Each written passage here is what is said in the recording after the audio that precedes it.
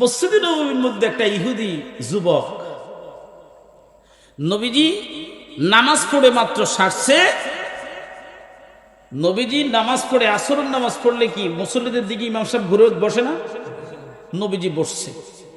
এমন সময় সাহাবীরা দেখতেছে, নবীজিও দেখতেছে, একটা যুবক ওই ফ্যানটা খুলে সেলু মেশিন চালিয়ে দিয়েছে মসজিদের ভিতরে।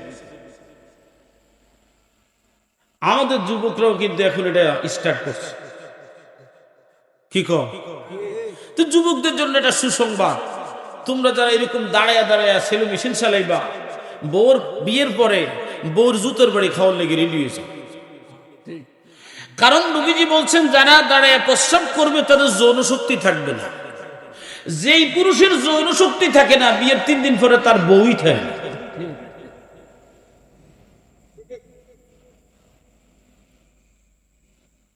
মুসলমান মহাপুতের কান লাগান, গভীর মনোযোগ লাগান। যেই মাত্র যুবক দাঁড়িয়ে প্রস্রাব করতে আরম্ভ করলেন, মুহূর্তের মধ্যে হযরত ওমর সমস্ত চেহারাটা লাল হয়ে গেছে।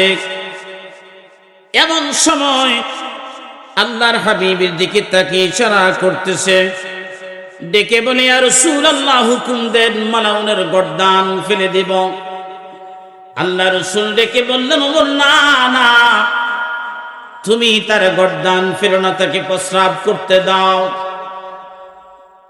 মারহাবা করলেন না, হয় নাই আরো জোরে। রাসূল থামাই দিলেন না, একদম প্রস্রাব করতে দিলেন। প্রস্রাব করে পুরো মসজিদ বাসায় নিচ্ছে।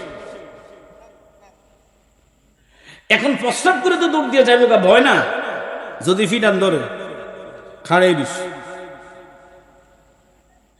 এবার খাড়ে তামাশা দেখতেছে, নবীজি তাকে ডাকছে, ডেকে বলছে, যুবক তুমি কে? নিঃসন্দেহে তুমি মুসলমান না। বলছে, না হুজুর আমি মুসলমান না। তো তুমি তো জানো আমরা এখানে আমরা মুসলমান পাক আর ইহুদিরা না পাক, তুমি তো এটা জানো। বলে, হ্যাঁ আমি জানি। বলে, তাহলে তুমি এটাও তো জানো যে আমরা এখানে নামাজ পড়ি? বলে, তাও জানি। বলে, তাহলে তুমি যে আমার এখানে প্রস্রাব করে আমার মসজিদ নাপাক করলা, এটা কেন করে? যুবক চোখের পানি ছেড়ে দিয়ে ডাক দিয়ে বলে, ইয়া রাসূলুল্লাহ, মায়ার নবীজি, ওগো দয়ার নবীজি, ইয়া রাসূলুল্লাহ, শুনেছি আপনি বড় ধৈর্যশীল, আপনি বড় সবর এখতিয়ারকারী, আপনি বড় ধৈর্যশীল, আপনি রহমান। নবী গো, আপনার লকব হলো রহমত। আপনার এই ধৈর্য দেখার জন্য মসজিদে নববীতে প্রস্রাব করেছি। একসাথে জবান খুলে বলা যাবে কি আল্লাহু আকবার?